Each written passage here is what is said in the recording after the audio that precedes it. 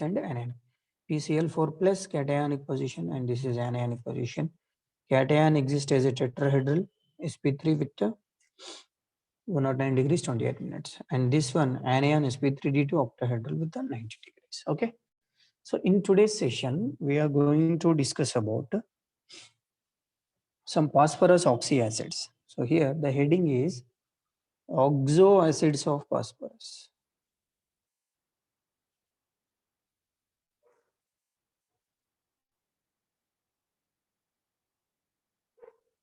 Oxo acids of phosphorus. So here one by one we'll discuss. That means phosphorus hydrogen oxygen combination elements. These are all. So the first one in this I'll discuss is one by one. Orthophosphoric acid.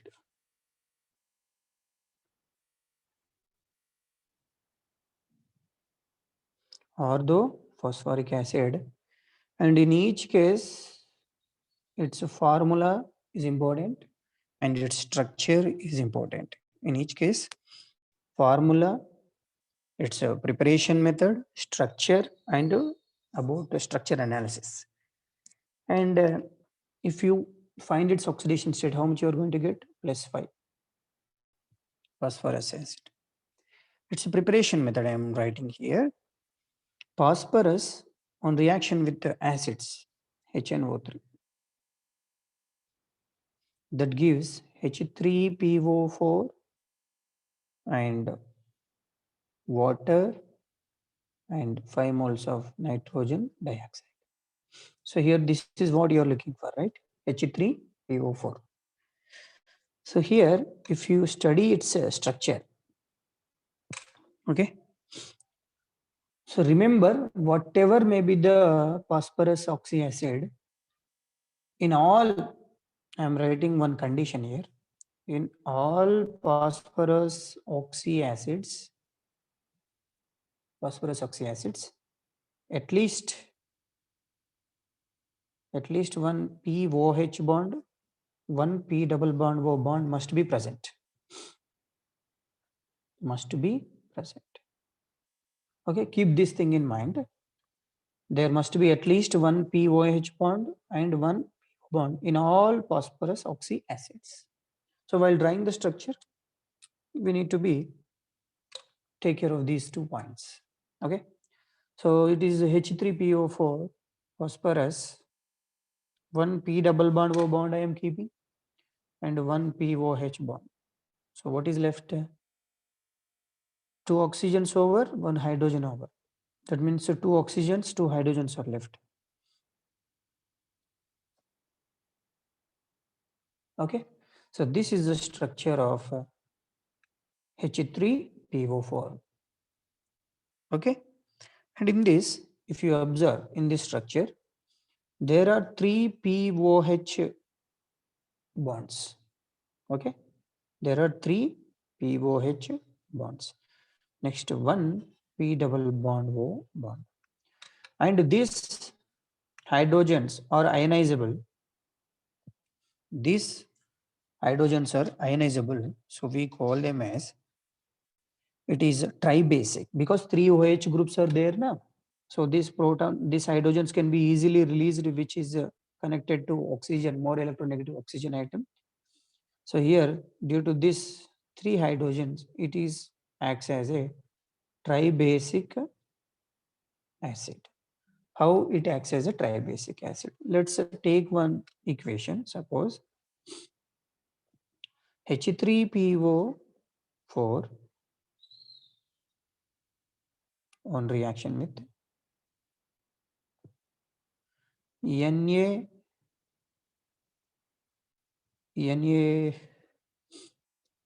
Na2SO4, suppose. That means here in these 2 hydrogens, here 2 sodiums can be easily replaced. Here H3PO4 structure, how many hydrogens are there? 3 hydrogens. So all the 3 are replaceable, but I am taking 2 hydrogens. So how it is going to be? You are going to get Na2PO4 and H2SO4. Okay, So here this proton's place is replaced by sodium. Okay, with two sodiums you can two hydrogens you can replace, one hydrogen you can replace, or three hydrogens you can replace. Anything is possible because all the three hydrogens are ionizable. These hydrogens are ionizable in nature. That's what they can be easily released. So it acts as acid. Why it is called tribasic? Three hydroxy groups are present. That's what it is called tribasic. Okay. Next, after orthophosphoric acid, I'll discuss about orthophosphoric acid is also called as phosphoric acid. Both are same. Phosphoric acid or orthophosphoric acid, both same. Next, phosphorus acid. Wherever us acids are coming, oxygens are less. Wherever ic acid is coming, oxygens are more. Okay. So here the formula is H3PO3. One oxygen is less when compared to this. Look at this H3PO4 here. But here H3PO3. One oxygen is less. That's what it is, us acid. And here oxidation state, if you find phosphorus is getting +3 oxidation state. And one preparation method will see phosphorus trihalides, phosphorus trichloro compound on reaction with simple water. You will get a H3PO3 and 3 moles of HCl. Now it's a structure if you'll observe. So while drawing structure, what you need to be remember? One POH1, one P double bond O bond, right? Okay. Remaining what is left? Two hydrogens, one oxygen is left, right?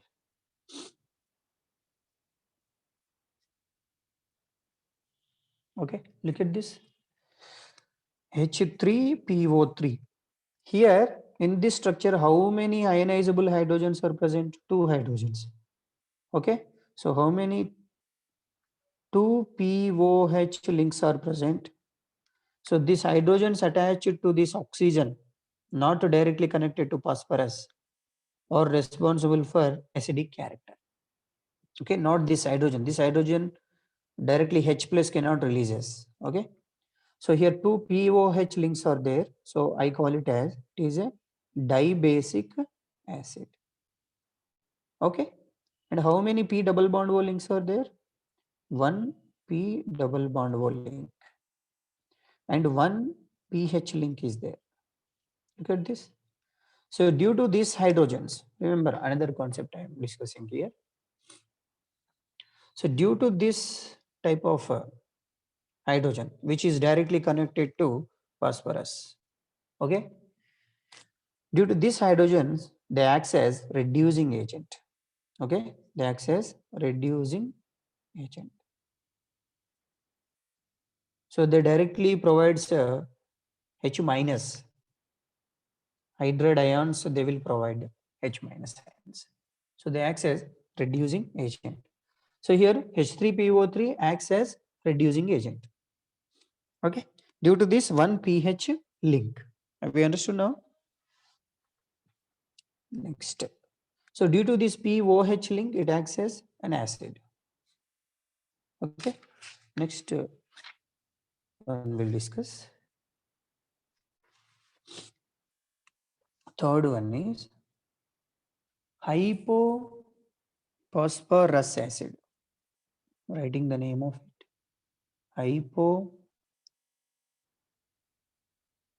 Hypophosphorus acid. Here oxygens are further reduced, H3PO2 only. Here the oxidation state of phosphorus is +1. Okay. Now let's take one preparation method of this.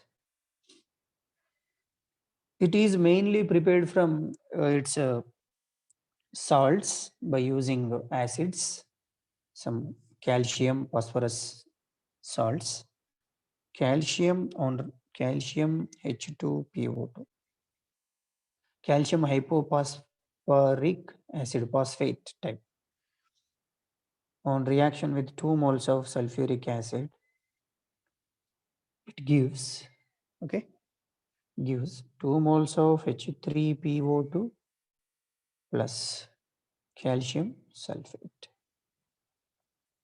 Now let's draw its structure H3PO. What do you need to remember while drawing the structure? One P double bond O and one POH is must and should.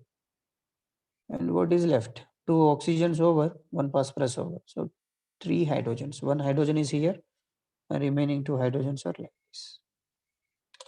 Now, if you observe this structure, there is only one POH link. How many POH links are there? Only one. So due to this, okay, ionizable hydrogen, it acts as acid, right? So only one hydrogen. So it is a monobasic acid. Okay. And how many P double bond O links are there? One P double bond O link. And two pH links.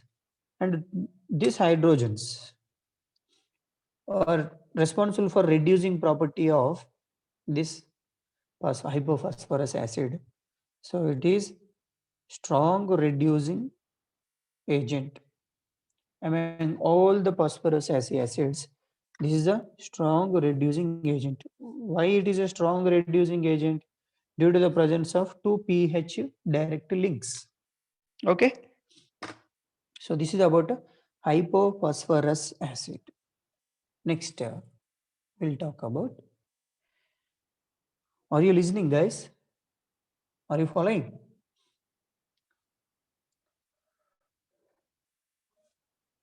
Please respond. Yes, You are able to understand these structures? yes, sir. Okay, good. Next, pyrophosphoric acid. Pyrophosphoric acid formula is H4P2O7. H4P2O7. So here, if you solve its oxidation state, you will get to +5. And here, two tetrahedral links of phosphoric acids are there in this structure. Here I am writing P double bond O, OH and OH. How many? There are 7. That means one oxygen is shared by two phosphorus atoms. Look at this. H4, 1, 2, 3, 4. P2, O7, 1, 2, 3, 4, 5, 6. And this is a bridged oxygen. So one bridged oxygen is present in this. Okay. So if you connect this, so each phosphorus is looking like a tetrahedral geometry. Okay. Each phosphorus is in tetrahedral geometry. So now analyze the structure. 2 OH, here 2 OH. Total 4 OH links are present. 4 OH links. Now how many P double bond O links? 2 P double bond O links. How many POP links? Look at this. One phosphorus, oxygen, phosphorus. So one oxygen, phosphorus, oxygen, phosphorus. There is one such type of link. So here this oxygen, nothing but this. Oxygen is acting as bridged, okay, atom, bridged atom. Next one, fifth one I will talk about cyclo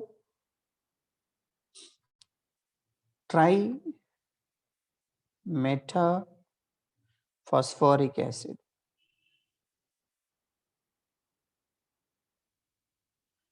Its structure is metaphosphoric acid means HPO3. Okay, guys. Metaphosphoric acid means HPO3. Tri, they are saying that tri, and it is in cyclic form. So what could be the formula? HPO3 3 times. It is arranged in cyclic manner. Okay. Now let's take its structure.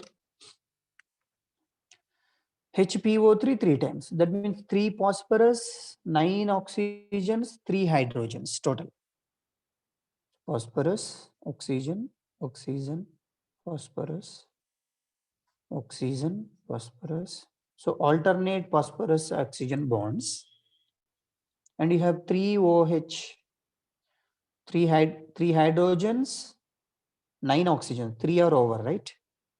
So 9 oxygen means I'll write like this.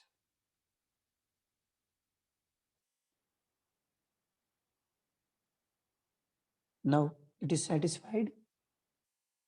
H3P3O9, three hydrogens, three phosphorus, 9 oxygens. This is a structure of. So remember that metaphosphoric acid means HPO3. Okay, guys, metaphosphoric acid means HPO3. Tri means three times I am writing here, and it is in cyclic form, cyclo, closed structure. Okay, next one. After this, the last phosphorus oxy acid. I think that is the sixth one. Sixth one, right? Polymetaphosphoric acid.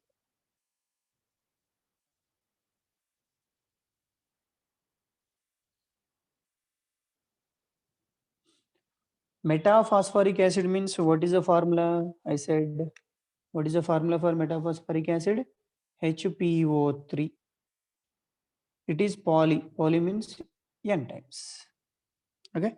So in this case, how they are going to connect? So first HPO3 unit, you can take one HPO3 unit.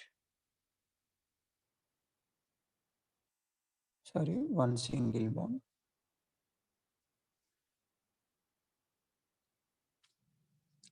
Is this HPO3 unit? Yes. HPO4, I think it is. Okay, one oxygen is anyway, it is going to be. So 1, 2, 3. Take these three. First three, 1, 2, 3. Now write another one.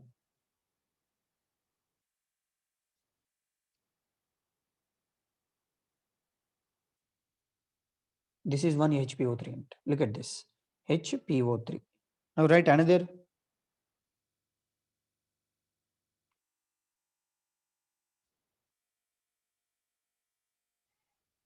Now look at this. This is one HPO3 unit. They were connected by oxygen bridges. Like this it goes on. So again, if you take one unit of metaphosphorus, it is also in tetrahedral geometry, right? So this is about polymetaphosphoric acid. So here, what is the observation we have done? In all oxy acids of phosphorus, at least one, okay, at least one P double bond group is present and one POH group is present, right? And all phosphorus are in tetrahedral geometry. Okay. So if you take any phosphorus, any group, this is the first case we have done. Tetrahedral geometry. Look at this. Okay. That means in all phosphorus oxy acids, at least one POH and phosphorus is in tetrahedral geometry. So this is the things you have to observe. So here also tetrahedral, you can take any example. These examples if you take. Here also it is tetrahedral geometry, right? The cyclotrimeta. So each phosphorus if you take, suppose I am highlighting only one phosphorus of this. 4. 1, 2, 3, 4, 4. So it is again the form of tetrahedral, right? So this is how all phosphorus acids will have at least one POH link, one P double bond O link, and one tetrahedral. And other thing is, if OH, how many number of OH, that equal number of acidic character it will have. If 2 OH, dibasic acid. 3 OH, tribasic acid. If 1 OH, monobasic acid. If pH links are there, it acts as reducing agent. More number of direct pH links, more will be the reducing nature. So in the given examples, okay, hypophosphorus acid is the strongest reducing agent because it is having 2 pH links. So out of they will give you option like this. Which of the following acts as a strong reducing agent? H3PO4, H3PO2, H3PO3. So which is more strong reducing agent? H3PO2 is the strong reducing agent because it will have two pH links. Okay. So next, normally some other general concept of about phosphorus. Here, also spoke about disproportionation. That means an intermediate oxidation state compound converting into its higher oxidation state and lower oxidation state compounds. So here, +3 oxidation state phosphorus, especially +3 oxidation state phosphorus, okay, undergoes disproportionation. Undergoes disproportionation. So here, let's take one equation. +3 means H3PO3 if I am taking. This is having +3 oxidation state. So when it undergoes disproportionation, it will converting into H3PO4 and PH3. Disproportionation reaction important. Now, if you take here phosphorus is in +3 oxidation state, here +5, and here it is -3. So here +3 oxidation state phosphorus converted to a maximum one above highest oxidation state and one lower oxidation state. So +3 is converting into +5 higher oxidation state and -3 lower oxidation state. So this type of reactions are called disproportionation reactions. Have you understood this? So what is a disproportionation? So to undergo disproportionation, minimum 3 different oxidation states are present for an element. Okay, minimum 3 different oxidation states. Look at this. It is a phosphorus in +3, phosphorus is in +5, phosphorus is in -3. Okay, next. I said another statement. I'll write here the statement again. The acids which contain pH bonds, pH links, okay, how they will access? Tell me. They access strong reducing agent. pH bonds acts as strong reducing agent.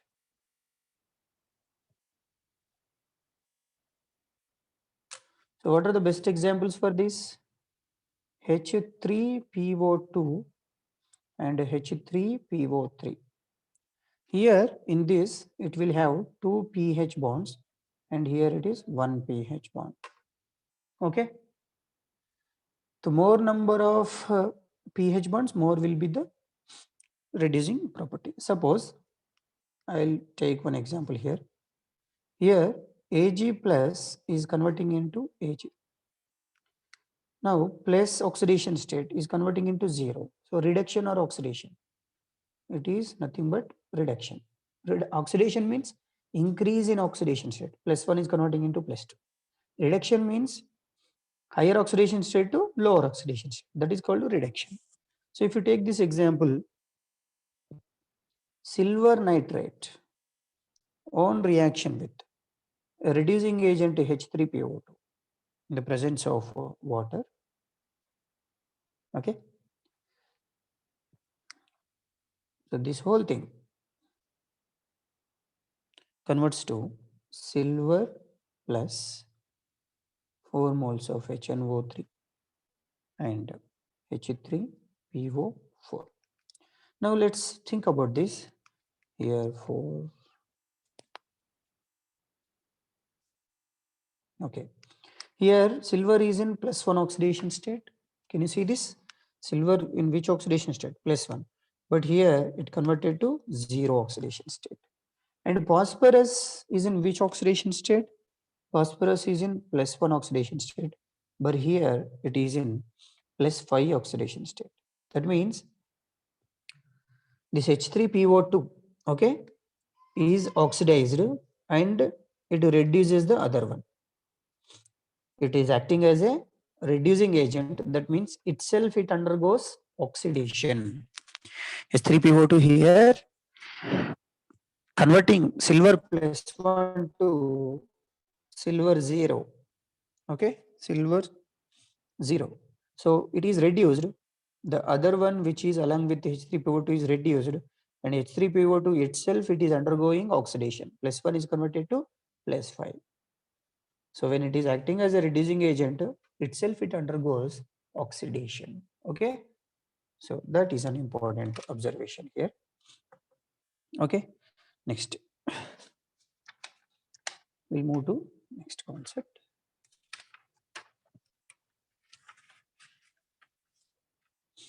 Okay, listen. Here,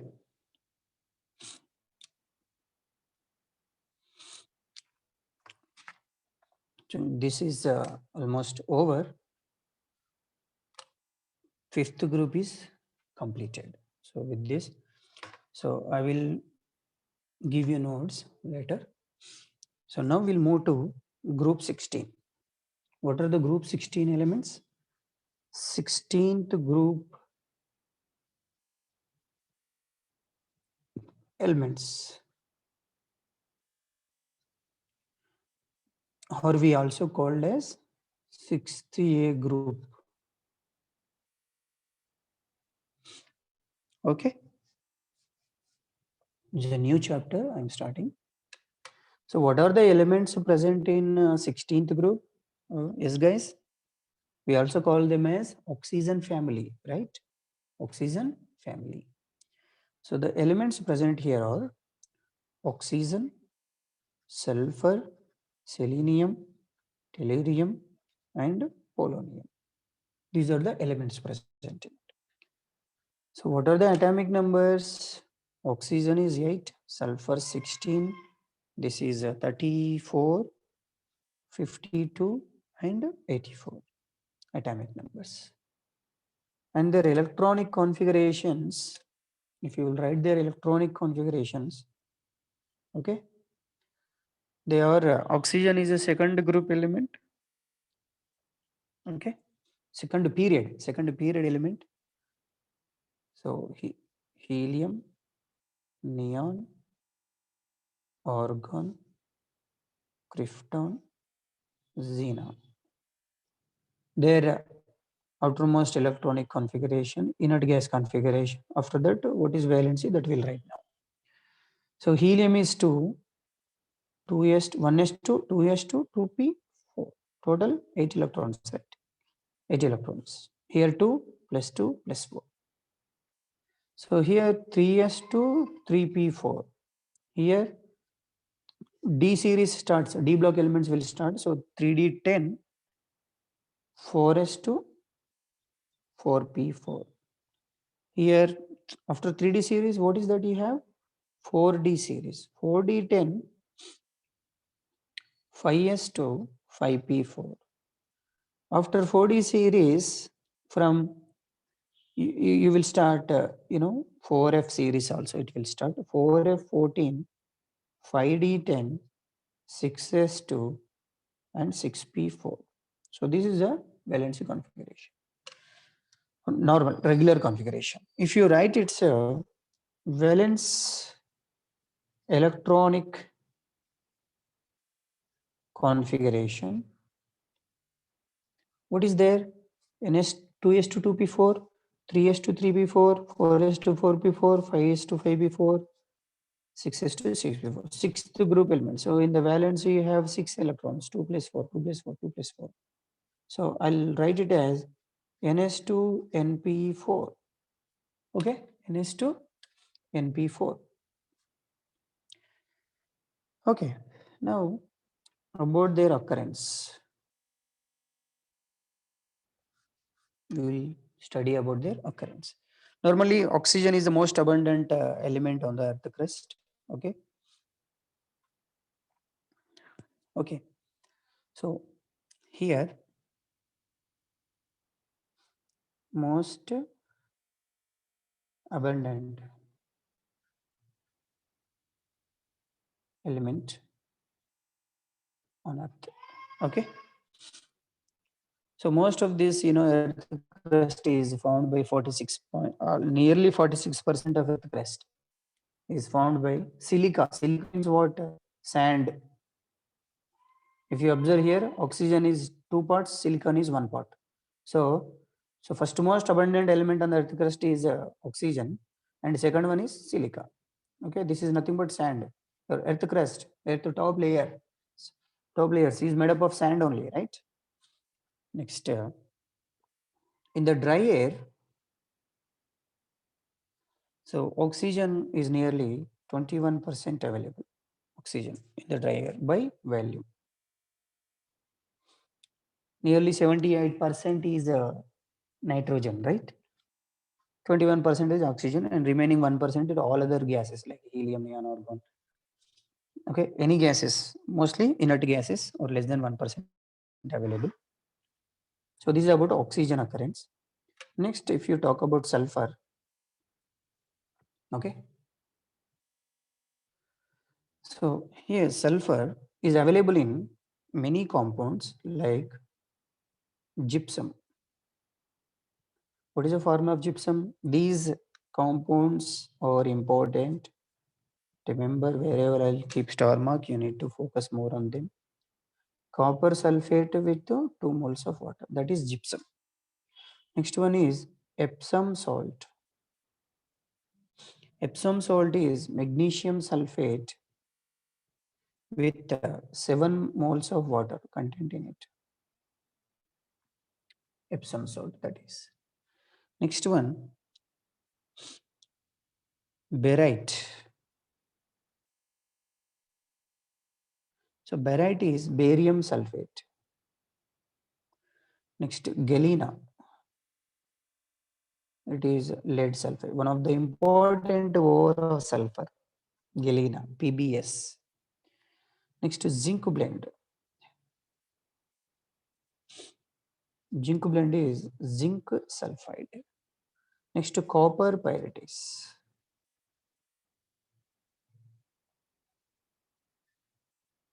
CuFeS2. Okay. So in these forms, your sulfur is available. Look at this, sulfur is present in all the cases. It is most frequently sulfur is obtained from these types of compounds. Next, we'll study their properties. Okay, sixth group elements properties we'll discuss now.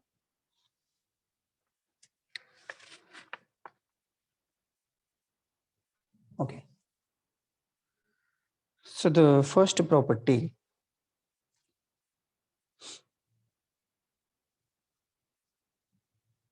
what is the first property general we'll discuss is atomic and ionic radius. Atomic or ionic radius.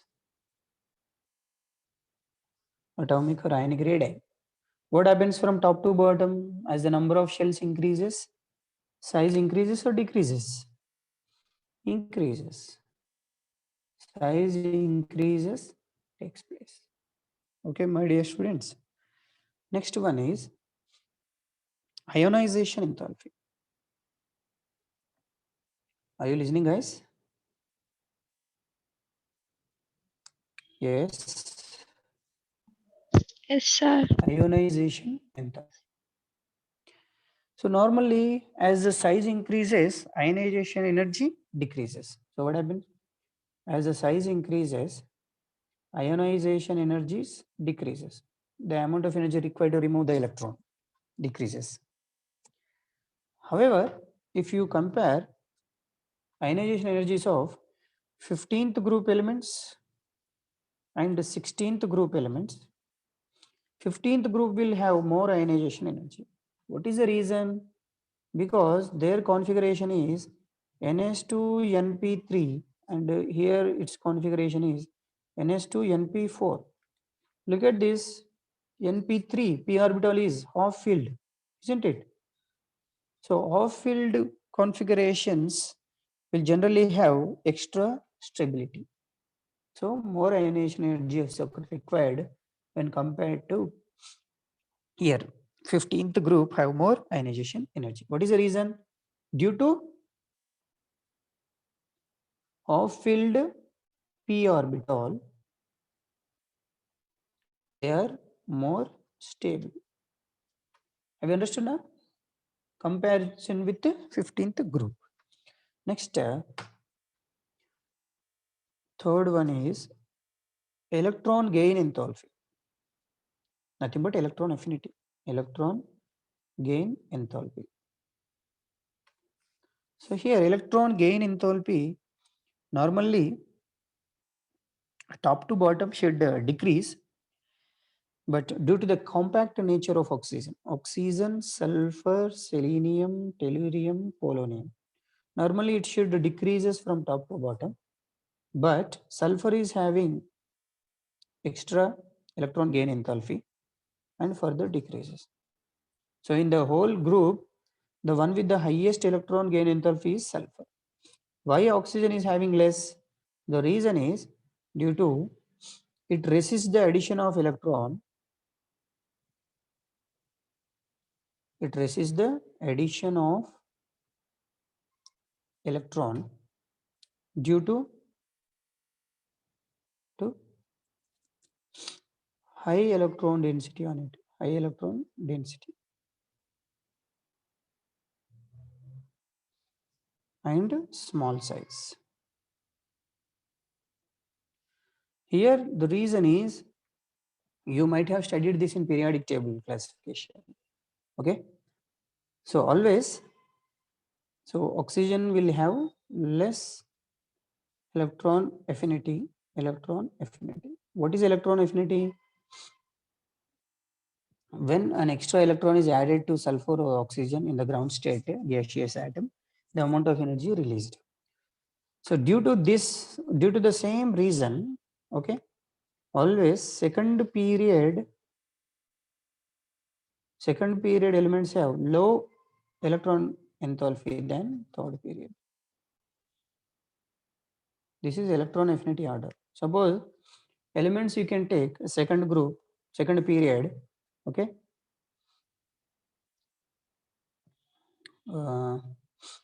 Nitrogen, okay, oxygen,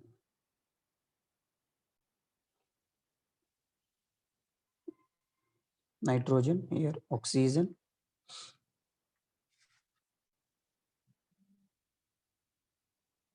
next fluorine.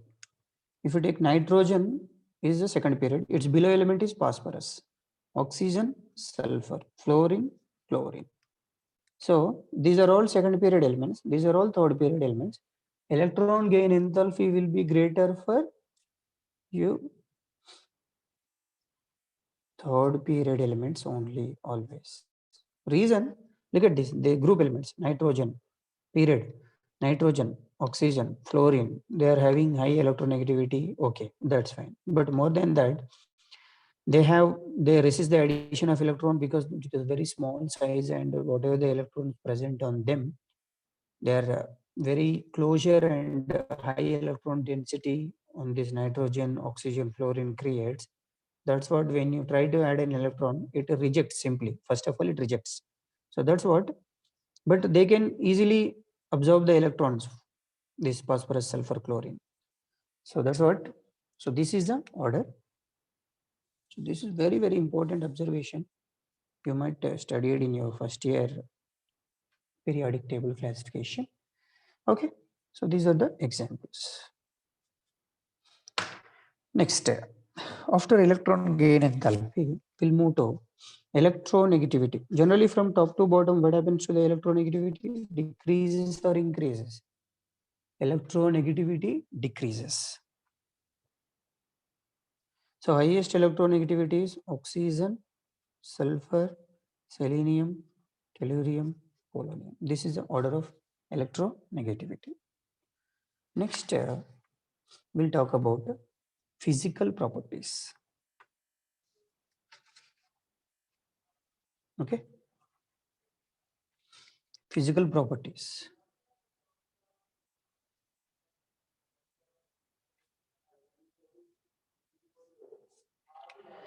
So what are the physical properties here?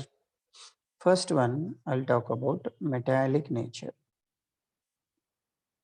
Normally in fifth group also, first two are non-metals, then metals, then metalloids, then metals. Here, if you observe the metallic nature, generally what happens from top to bottom, tell me? Top to bottom, as the size increases, okay, ionization energy decreases, so metallic nature increases. So metallic nature means they can easily lose the electron. So here oxygen, sulfur, selenium, tellurium, polonium, these are the elements. The first two are non-metals, and the other two are metalloids. Metalloids means what? They have both metals and non-metal characters. They have both the characters, metals and non-metals. And this is a pure metal. That means, look at this, non-metal, metalloid, metal. Metallic nature is increases down the group, right? Metallic nature is increasing down the group. And here, this polonium is actually radioactive element. It is a radioactive element.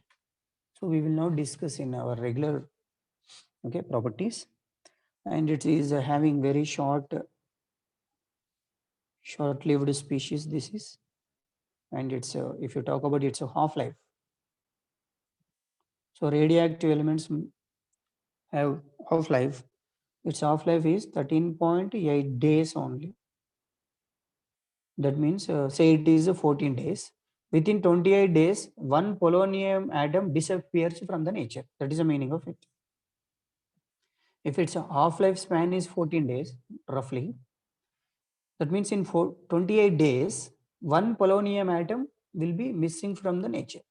It will converting into some other atoms. Okay, it will disintegrate, right? Since it is a radioactive element. Okay, next one. I'll talk about melting and boiling points. Melting point and boiling points of sixth group elements. So generally, they increases from top to bottom. Normally, they increases from top to bottom. Okay, because as the size increases,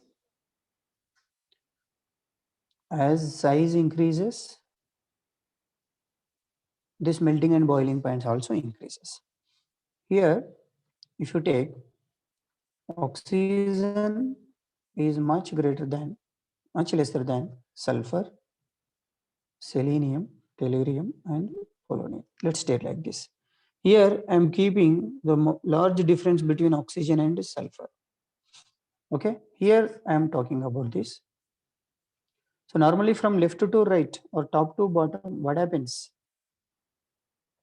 As size increases, okay, melting points and boiling points, size increases, atomic volume, okay, their mass also increases, so melting and boiling point increases. But the highest difference between oxygen and sulfur, reason is the large difference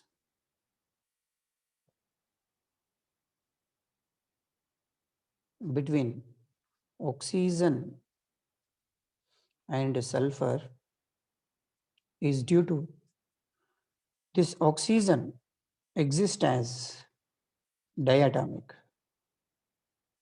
Diatomic means O2. We understood? Oxygen exists as diatomic, but sulfur exists as octoatomic. That means S8. So to melt or boil 2 atoms when compared to 8 atoms, it is less only. So sulfur is having S8. So have you understood why the big difference between oxygen and sulfur?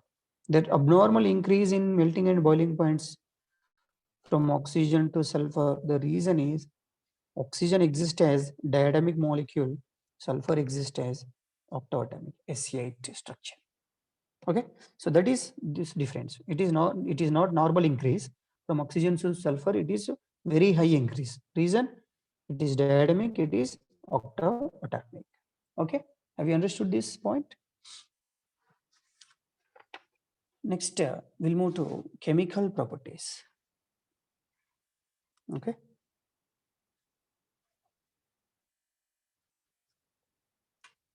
Chemical properties.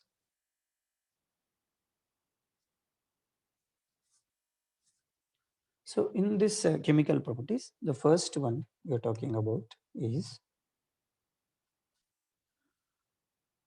before going into chemical properties, we should talk about their oxidation states. So what type of oxidation states they will take? Oxidation states.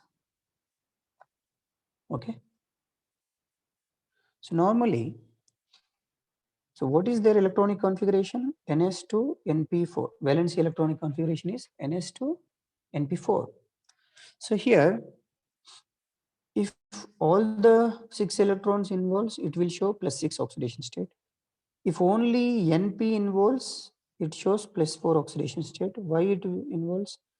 Inert pair effect. Okay, that means down the group, +6 oxidation state stability decreases and +4 oxidation state stability increases. So here, if you take elements, okay, your oxygen, first oxygen, what type of oxidation states it will show? Oxygen, sulfur, selenium, tellurium, and polonium. Okay, what type of oxidation states they will show? So here, if you take oxygen, it will show -2, -1, +1, and 2 oxidation state also. Sulfur -2, 2, 4, 6. Oxygen does not show 6 oxidation state. So -2, 2, 4, 6. Here -2, 2, 4, 6. But polonium does not show highest oxidation state. It will show 2 or 4. That's it. Here +4. So if you observe, +6 is stopping over here. That means as you are going down the group, due to inert pair effect, okay, +6 oxidation state stability slowly decreasing and +4 oxidation state stability increasing. Okay. So this is about oxidation states. But here, if you see these two things, oxygen, normally their group oxidation state is -2. Okay. But here, oxygen shows -2 only in combination with oxygen shows -2. Generally, you can take H2O, anything you can take. Okay, that it will show +2 oxygen. Normally, oxygen does not show plus oxidation state, but when it combines with more electronegative atom than it, okay, like oxygen is a second highest electronegative element. What is the top highest electronegative element? That is fluorine. When it combines with fluorine, it will show +2 oxidation state. That is in the case of OF2. Okay, OF2. And +1 it will show again in its combination with fluorine, O2F2. In that case, fluorine is negative, oxygen is +1. Here fluorine is -1 and oxygen is +2. So because fluorine is more electronegative than oxygen, that's why oxygen is forced to take a positive oxidation state. And here -1, it will mainly shows in hydrogen peroxide, H2O2 case. Okay, so these are the different examples for their oxidation states, regular oxidation states. Okay, next we'll move to another concept.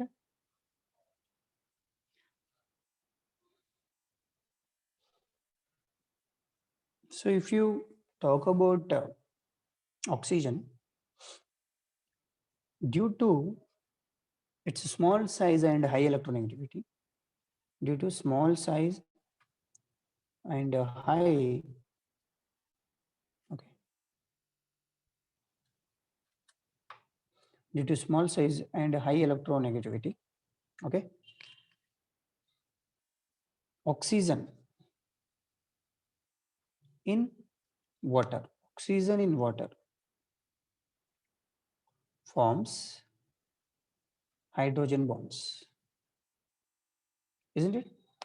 So water is having hydrogen bond, but not in H2S. So which boiling point is more now? So boiling point of water is much greater than H2S. What is the reason? Here, due to more electronegativity, this oxygen, okay, is responsible for hydrogen bonding. So due to the hydrogen bond, water will have more, okay, so more boiling point. Due to hydrogen bond, water is having more boiling point and melting points, and it exists as a liquid. But whereas H2S, due to the absence of hydrogen bond, its boiling point and melting points are less, and it exists as a solid. Sorry, it is a gas. It exists as a gas, hydrogen sulfide gas. It is having rotten egg smell. Okay, rotten egg smell. Rotten egg smells gas. So why it exists as a gas? Because hydrogen bonds are absent. But here hydrogen bonds are present, so it exists as a liquid. Okay. Next, we'll move to second one. Reaction with the hydrogen. Reaction with the hydrogen. Here, it will form a type of hydrides. It will form H2E type of hydrides. H2E type of hydrides, where E is equal to oxygen, sulfur, selenium, tellurium, polonium. Okay.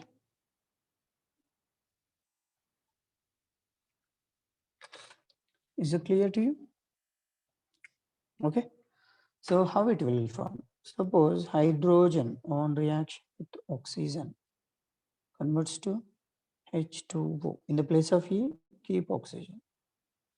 So yeah, I'll take off O2. It is balanced. Now in this, their acidic nature, if you take,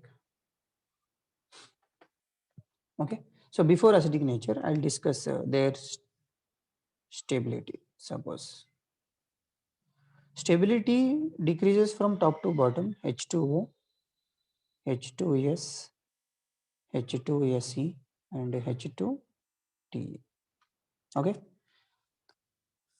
From oxygen to tellurium, what happens? Size increases. So interatomic forces decreases. Interatomic forces decreases. So results in that what happens? Stability decreases. So once the stability decreases, that means it is very strong. This is weak. That means hydrogen removal will be easy. So which one will act as a strong acid in all this? If it is strongly held by, these hydrogens are strongly held by oxygen atom. Here hydrogens are loosely, attracted by this tellurium atom. So H2Te will readily gives protons, H plus ion. So that becomes more acidic. So what is the order? H2O, H2S, H2 selenium hydride and tellurium hydride. So which is more? This one. Okay, more acidic is tellurium hydride. So from left to right, stability decreases and bond enthalphy also decreases from left to right. Stability decreases, bond enthalphy decreases. So the dissociation of this hydrogen and central atom energy also decreases. So readily donates H plus ions. So it becomes strong acid. Next one It's a melting and boiling points if we discuss.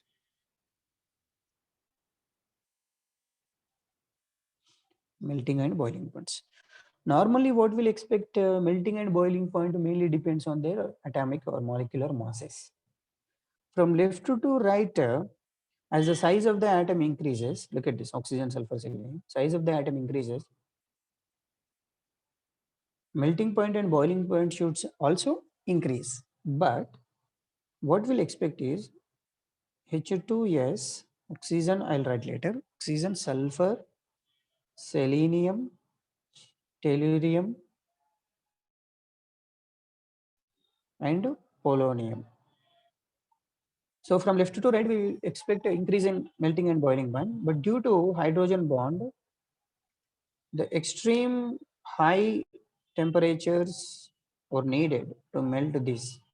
Okay, so this is the final order of hydrides of sixth group elements. So what is the reason why water is having highest melting and boiling points? The reason for this is due to, generally it should be here, water H2O should be here, but it is maximum. The reason is due to hydrogen bond present in it. Hydrogen bond present in it. Okay, is it clear to you? So this is about its properties. Okay, reaction with hydrogen. Next, shall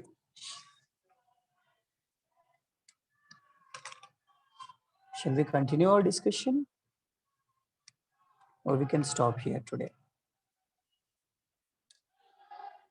Okay, we can stop here today. I'll post these notes in your group. Please read the notes again and again. This is an important one. I'll keep stop notes. Melting and boiling points order. Water is highest. Okay, guys. Okay. I'm signing off. Thank you, all of you. Chalo then. Bye.